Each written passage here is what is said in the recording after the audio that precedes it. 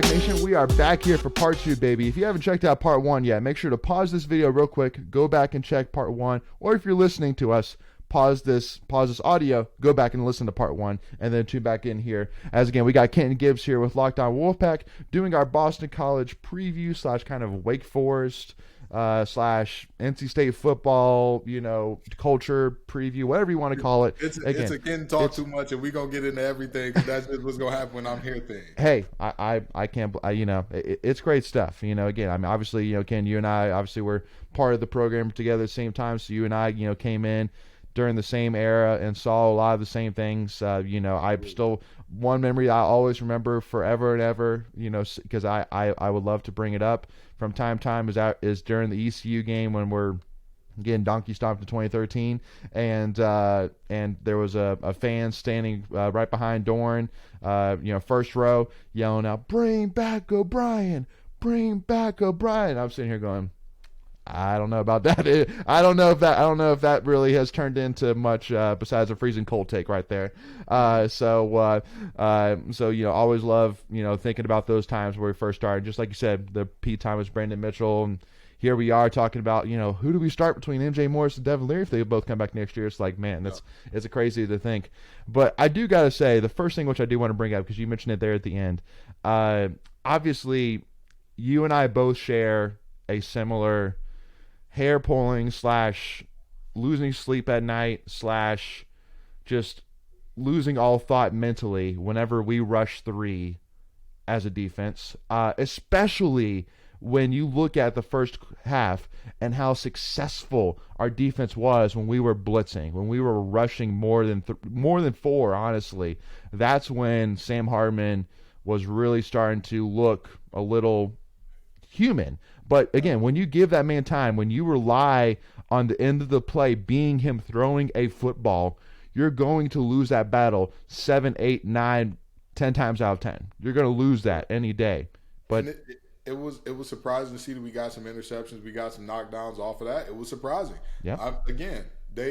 I am never one to hold on to a belief or a take that I'm like, oh well, I made this take, so now I got to stick with it till I die. If new information is presented, I'm fine with that. This defense, they held their own in that situation where we rushed 3 a lot, but I'm just very much so a person of I believe it was Frank Sinatra who made the song, said, "Don't forget who brought you to the dance." Now let's not we dancing with the prettiest girl in the room now. What we want to get the ragamuffin for that got a crooked front tooth, smell a little funny. We got the prettiest girl in the dance. What we doing? Right. What we doing? Let Drake Thomas keep coming. Let Isaiah Moore keep coming. Let Peyton Wilson keep on coming. Let Tanner Ingle keep on blitzing. Yep. Well, it just doesn't make sense to me because, again, I mean, as great as Drake Thomas, Isaiah Moore, and Tanner Ingle are all around as linebackers, at the end of the day, they do their most damage when they're rushing the quarterback. Simple as that, and stopping the run. That's where their magic is. And the thing that was most confusing to me, I could understand the dropping 8 situation if like our corners were just getting the wheels whooped off them. I talked about it for the Tuffy Talk listeners, if you listened to Locked On Wolfpack last week, I talked about the long mesh RPO, and I talked about how it gave us fits last year and how Pitts had, I believe, his worst game in the NC State jersey that game. It was like every time it was 3rd and long or 4th and long, they were bombing Pitts or he was getting the PI or something along those lines. So if we were looking like that again, if our corners were, just, oh boy, they're getting beat like a drum, and every time we look up, they're just reaching for the back of a jersey like they're a groupie or something, then I'd be like, okay, hey, let's cool out on the blitzing. I understand we're overmatched. Yep. If you look at the touchdowns that Wake scored, if you look at the big plays Wake hit, they were amazing plays where you say, hey, you tip your cap, you keep it pushing. Yep. The touchdown Morin scored, there was nothing better. There was nothing better Cyrus Fagan could have done in terms of coverage and ability to stick with him. Maybe he could have played the ball better. Maybe that's being super nitpicky. And the catch that Morin made was falling down out of bounds. Back towards the ball. Yeah, back towards the ball. Mm-hmm. Exactly. Pulled it up from the ground, made the catch. These are ACC athletes. Sometimes, hey, tip your cap, you keep it moving. You keep it moving. You tip your cap and say, hey, you got to do it again now. And that's what I would have loved to see. But at the end of the day, we dropped we dropped 8 a lot and it worked out. But I said this is like if Tim Beck ran a bunch of screens, if he ran 30 screens in the game and we came up like 150 or 200 yards off all the screens, like yes, that's good, but also we're sick of the damn screens. Like the screens have killed us. The screens have killed us. So what are we doing here? You know what I mean? It's the exact same principle. Like you're like, no, what are we doing? Oh yes, we're moving the ball. So Yeah, no, well, and again, it's the only thing which kind of makes me kind of cringe a little bit is the fact that Sam Hartman did throw 397 on us, and obviously in a couple of weeks we're going to be facing a quarterback who also can throw the ball pretty well as well. So that's the one thing which is now the one thing which I will say immediately to that thought is UNC does not have the wide receiver room Wake Forest does. I mean, Josh Downs, he's legit, no doubt about it. But A.T. Perry, man, that A.T. Perry, to me, that dude's. And again, I can't tell by your face, Ken, if you're about to agree with me or not. But to me, that dude, especially that touchdown catch that he had, God, that was impressive, dude. Him and Brown are I want to say they're the biggest wide receiver combination in terms of outside receivers in the conference. Yeah, like they're huge. They're massive human beings. Yep. Both of them are at least 6'4", yep, with the wingspan to match it, and they know how to play the ball. And let's be honest, I've talked about this plenty of times. We need to get rid of offensive pass interference unless we're talking about blocking downfield because it's never going to get called. Nope. Big receivers are going to push off. Yeah. They're going to go ahead and stiff arm you out the way before the ball comes. And it's going to the refs are going to let it slide, so we need to get rid of it so defenders know, hey, listen, it's going to happen, so what? Suck it up, play through it. Right. And they know how to do it. They know how to get away with it. They've gotten away with it all the time, all the season. If the refs let you get away with it, more power to you. Keep doing it. Mm-hmm. But those are two guys that, I mean, man, they're and if you watched Boston College Duke, you would see that for all of the things that we say about Boston College, or for all the things that have been said about, that's a receiver room that has they got some good. Zay Flowers is legit, and Boston College is. And they got a freshman, number 2. I can't. His name is eluding me for the moment for whatever reason. But he had a monster game against Duke. He was a guy that really couldn't be stopped as well. So you're looking at a situation where, I mean, honestly, when I look at what Wake Forest does and how they do it. Honestly, them throwing for 397, I'm all right with it. I'm all right with it, only from the standpoint of, number one, we didn't give up a lot of points. No, and bend but not break. Mm-hmm. Exactly. And number 2, at the end of the game, we pretty much played really soft, and we're like, hey, we're going to keep everything in front of us. We'll let them score the touchdown. We'll let them drive, but it's going to take some time. They're going to drive it, but it's going to take 3, 4, 5 minutes to get to the end zone, and then we'll keep it pushing. So yes, we can be upset. 397 to 397, right? Nitpicky, like we want to see better. Yeah. But the reality is, against this Wake Forest team, man, you live with that, and you say, hey, you telling me we only gave up 21 points to them boys in the black and gold? I'm excited about that. I'll live with that. Absolutely. Amen to that. Amen. So again, definitely. Again, it's awesome sitting here 7-2. So excited here. So I think now it's definitely a good time to get into some Boston College here. And I know that at the end of part 1, I said that I had some Boston College insight that you would not want to miss. And so one of the reasons why, because obviously for most of the season, what we've done is typically we've reached out to an opponent, podcaster, media member, whatever it may be, to come on and kind of talk about their side, talk about, their season so far, kind of give us the ins and outs of the team and, what are the weaknesses, the strengths, predictions, whatever it may be. Well, so we reached out to a media member on the Boston College side. Won't name names, whatever it is, and basically what we got back from them was they basically said that they've hung up the mics because the team isn't worth covering this year. Some quick Boston College analysis. Worst offensive line in college football history. 0 run game. A predictable offensive coordinator. A complete waste of Zay Flowers. And now the D has quit. Pack will cover easily. And I said, dang, dude. And again, I'm not going to say who said that. But, man, dude, that's rough. I'm going to say this. they're not fully wrong. They're not fully wrong. Again, the offensive line, I don't blame them for being bad. Again, Right. you're playing with backups. Right. You're playing with people that were converted over in the middle of the season. Yeah. What do you expect to Right. some degree? You're playing with now a true freshman backup quarterback. Mm-hmm. And defensively, I'm a little surprised because Halfley is supposed to be a defensive guy. Right. And Boston College last year had one of the best linebacking corps in the nation. They were up there with NC State in terms of productivity out of their backers. And so to now see the cliff that they've fallen off of is like, wow, what's going on? But I'm going to say this. An animal leaps highest when wounded. Mm-hmm. It bites hardest when wounded. This Boston College team, yes, we should cover easily. Absolutely.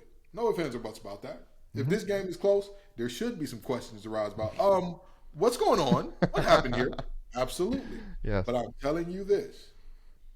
This game is a lot like the early season games where you kind of, you get rolling against teams that are not exactly on your level.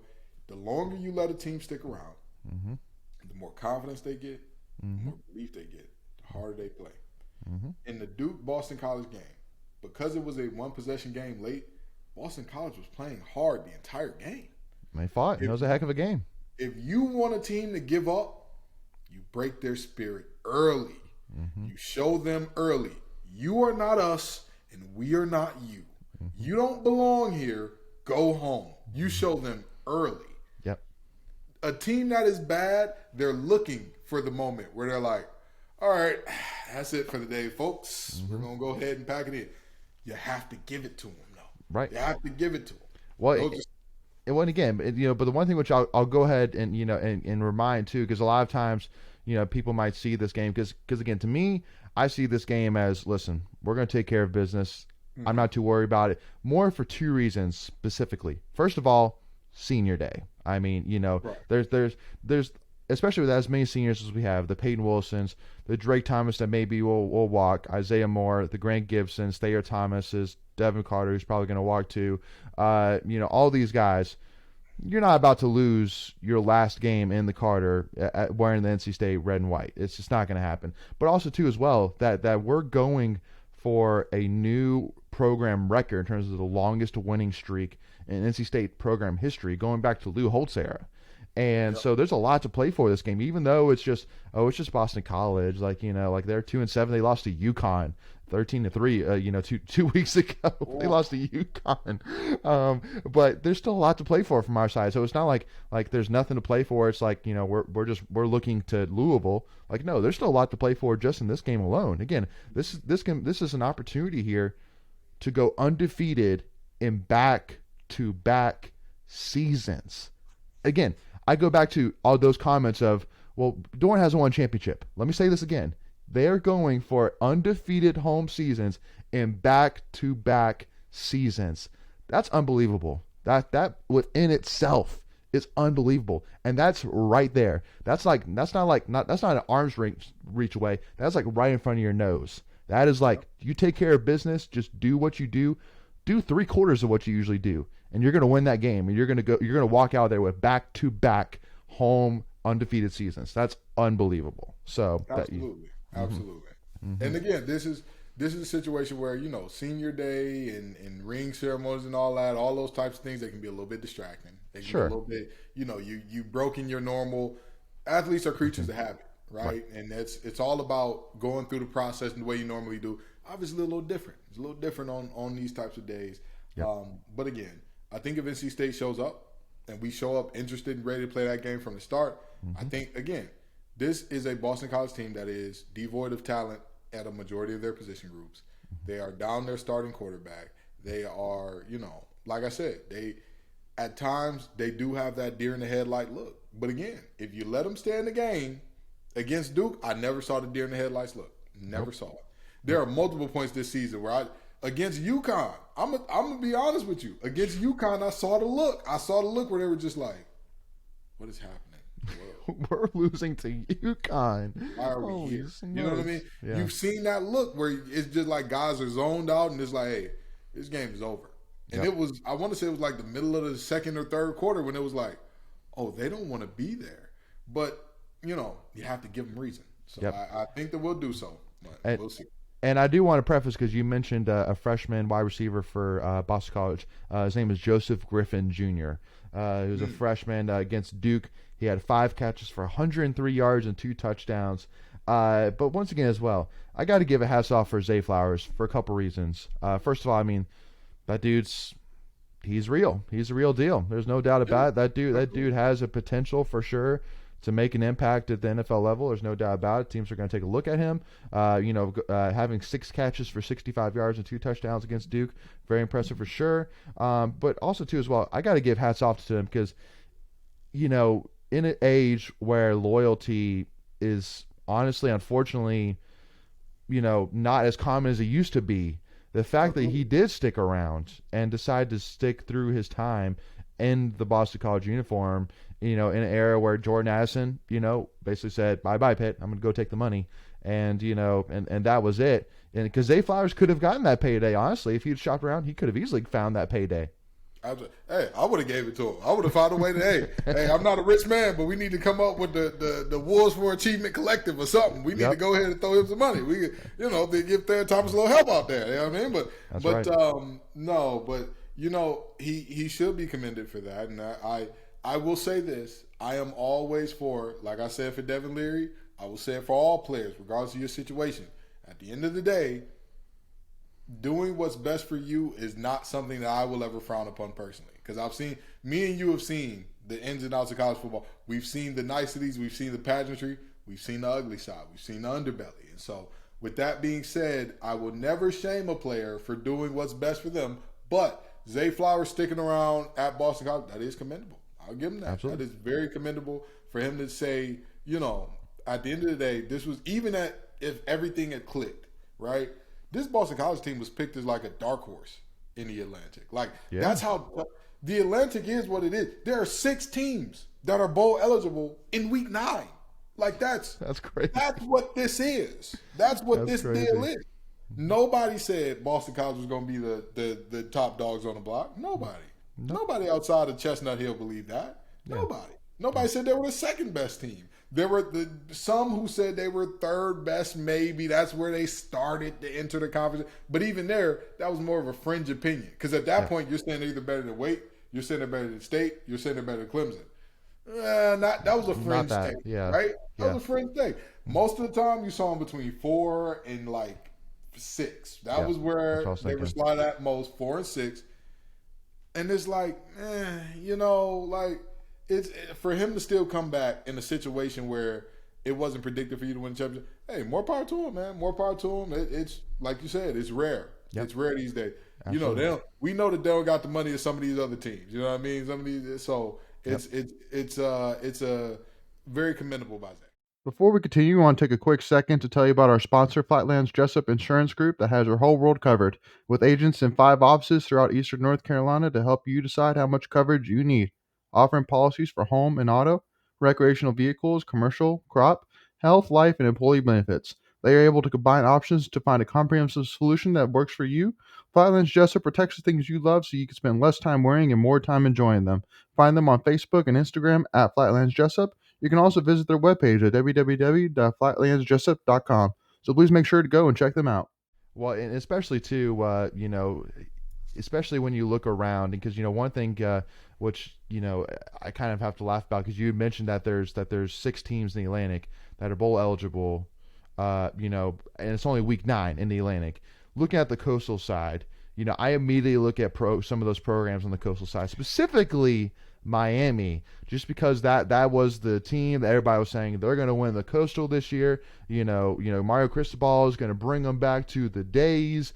And so at the end of the day, that's why I always say us as State fans, we're sitting here, some of us complaining about being 7-2. When at the end of the day, you could be Miami, who did Manny Diaz wrong, who's probably did a head coach as wrong, maybe in the history of ever doing wrongs as Miami did. And then they're sitting here, they got donkey stomped by Middle Tennessee State. They just got absolutely run out of their own building by their UNC in Florida State. And not just run out. They got whatever metaphors you want to put with getting just absolutely embarrassed and bloodied. That is the metaphor you use for what happened to Miami against Florida State. And now you're going, holy smokes, what are we going to do, period? Tyler Van Dyke was supposed to be something. He's nothing. Jeff Garcia, who's a backup, he was supposed to be something. Who the heck's going on with that? Like, they don't know anything right now about what they're doing this season or next season or whatever. That is a team that if they put up a graphic talking about, because they got some great recruits coming in. They have a wonderful recruiting class, some of the top recruits in the nation coming in and all that good stuff. If they're talking about the future, they're not talking about guys that are making plays right now for the most part. None. They're defensive linemen that are making them. They got one of the best defensive lines in the nation. I mean, that defensive line is nasty. Those guys are old. Mm-hmm. Most of them transferred from other places, got a year or two left of eligibility. Right. They're aging out by the time that they figure out an identity offensively. That will probably be the case. They've had injury problems with their backfield. Their backs have been banged up all year. Why couldn't they have been that way last year when we played? But that's another story for another time. You know, whatever. We ain't going to go there. But anyway, this is the reality that, again, when you look at that other side of this conference, yes, you've got a bunch of teams with 6 wins on our side, but then you've got 3 and 6. Both of the teams in Virginia just got awful this year. Miami, you just talked about them.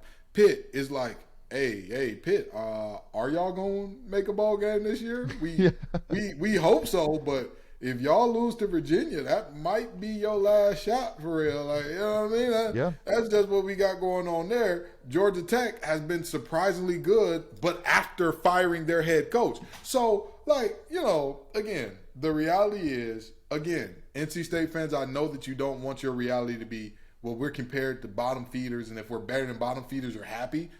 No, I'm not saying that. What I am saying is the reality of the Coastal Conference is much more aligned with what's actually going on in college football than what's going on in the Atlantic.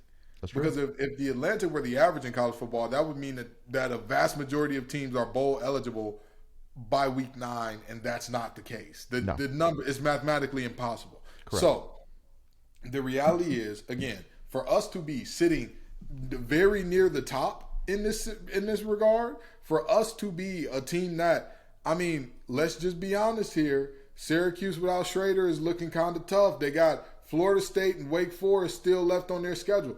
If we could be a team that finishes second in this conference, gets 10 wins, listen, it's not ideal. It's not what we wanted at the beginning of the year. Absolutely not. Sure. But it's showing something. And I'll tell you this much.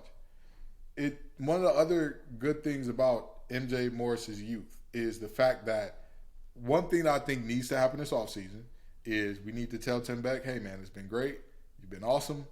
You know, this just ain't a good fit. So even after what he's because again, I immediately go back to saying, because I know that again we talked, you know, we had this conversation after the Clemson game, and you know, and a lot of people would say, which I do see to an extent, that at the end of the day, Devin Leary was not the guy that Tim Beck brought in. MJ Morris truly was the first guy that Tim Beck brought in to be his quarterback for his offense. And so the fact that, you know, obviously as a true freshman, what MJ has done, do you not give any credit to Tim Beck for what MJ has done so far in 80 minutes of football? I think it. Do you not see it out? This puts me in a tough spot because, yes, part of me is like, that is the offensive coordinator that recruited him, and it could be that this is his guy. Sure. But there's also a certain amount of handicapping talent that, like, is a little inexcusable. Like, listen, I know that I've said about Devin Carter, I have sounded like, I felt like Bill Murray in Groundhog's Day, year after year after year, saying, this is the year that Devin Carter breaks out because it's all there. The tools are there. Big body, tackle breaker, high points the ball, has the ability after the catch. It's there. It's there. He's actually a better route runner than most people give him credit for as well. It's there. It's there. And every year is just like, man, you know, he shows flashes and that's it. Keon Lassane and what he's done this year, it has been a revelation as of late. But there are too many moments where I look up and I'm like, why were we not doing that earlier?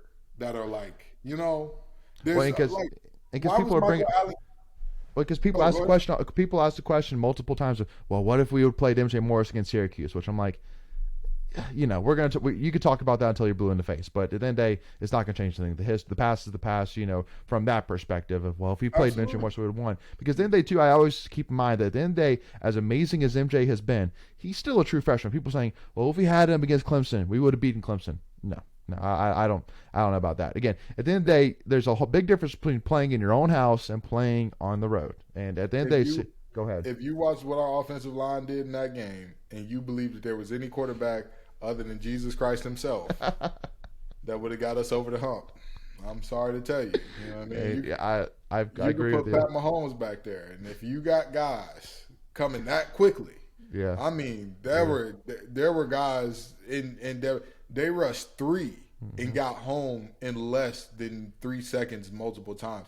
Yep. There's nothing a quarterback. The whole premise of a defense rushing 3 is the understanding of we're not going to get home, but we're going to have so much going on in coverage that you're going to struggle to find time.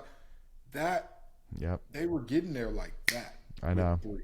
But so yeah, no, I agree. So, but it does bring up the question though about Michael Allen, and I know I've talked to multiple people within NC State that have said, like, why were we playing DeMarcus Jones instead of Michael Allen? No disrespect to Marcus Jones, he's done fine with what he's done for sure. But from what we saw of Michael Allen yesterday, the couple of times that we did see him, where I mean, he was making plays again. I mean, that dude, he was cutting, he was finding the open holes. I mean, that guy's.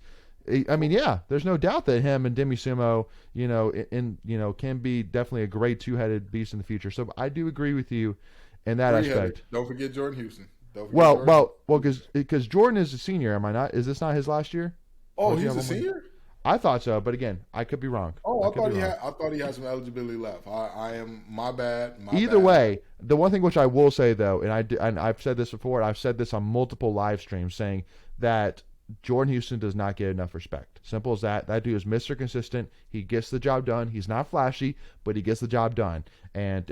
So he deserves all the respect. Whether this is his last year or not, he deserves all the respect. No doubt about it. So he's a junior. He has some eligibility left. Dang, Yeah. that's even crazier. That's even crazier. That next year you could still have the same exact backfield. That's crazy. And that's my point here in that, Michael Allen, and that's what I mean in terms of like, what were we doing to not have these things done earlier? Like, no disrespect to Jones. I think that he is was he a walk on when he came onto the team, or was he scholarship? I believe he was a walk on. I'm pretty sure he was a walk on.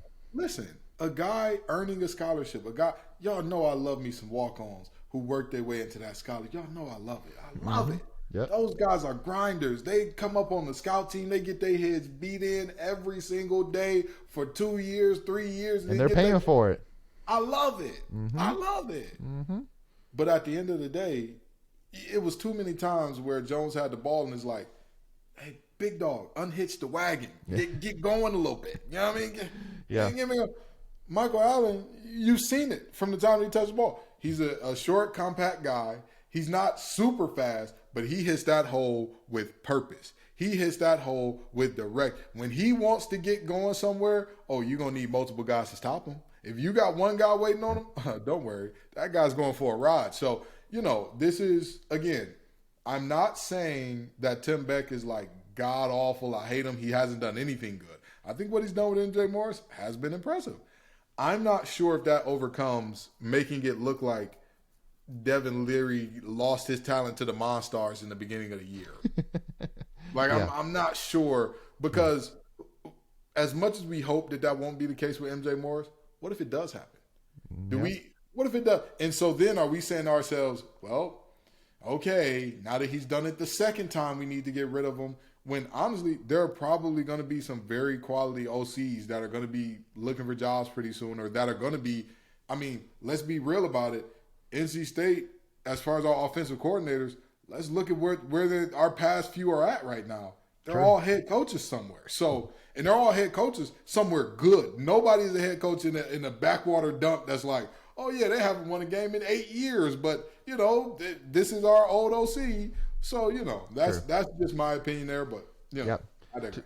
Completely understand. And again, luckily enough, the beautiful thing is that, again, we don't necessarily have to do we're not going to do anything about that until after we get the season done, which again is still so exciting. There's still a ton on the table here. MJ Morris is playing at an impressive level for a true freshman, for a guy that is 18 years old, that just got out of high school 4 months ago. It's crazy to say the least. So definitely look forward to Boston College, 3:30 p.m. kickoff. Make sure to get there early, get in the stands early, as we salute these seniors who have done so much for this program and will be missed greatly for sure. And their impact will be left for generations, no doubt about it. So make sure to get there early. Carter Finley, do not miss it. With that being said, Ken, first of all, I want to say thank you so much for coming on. I always, it's always a pleasure to have you on, brother. And again, I always love the insight we discuss. I think this has been a great conversation. And again, make sure again, Wolfpack Nation, to check this guy out. Do not miss his stuff. It's must listen. Go ahead, Kenton. Can we get it? I need to get in one more thing. One more thing before we go, because what you got? There has been a lot of ruckus about our fans, and are they leaving too early? What's going on? And are they good fans? Are they fair weather fans? 15 false starts in the last 2 games. 15. Mm-hmm. That is one of the tops in the nation.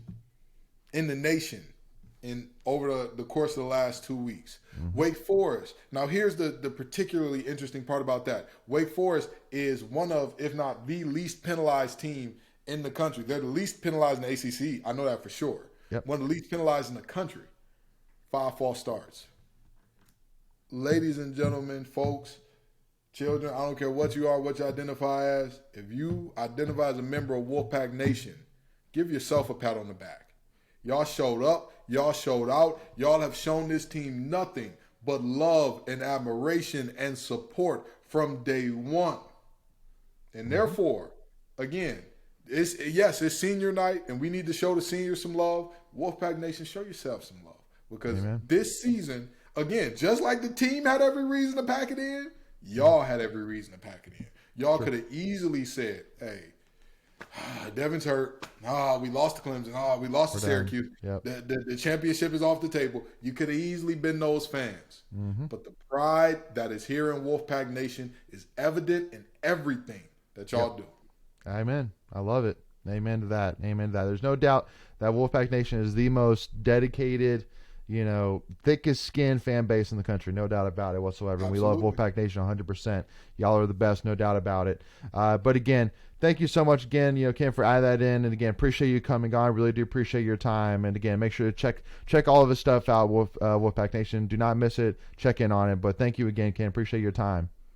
Absolutely. I'm happy to be here, man. Anytime y'all need me on, give me a call, and I'll come running. Will do, man. So with that being said, thank you all so much again for tuning in. As always, hit that subscribe button. Hit that notification bell. If you think NC State is going to win, and if you love these seniors, hit that like button. And also, too, give us a follow, Tuffy Talk Now on Twitter and Instagram. Thank you so much. We'll see y'all soon. As always, go Pack, baby.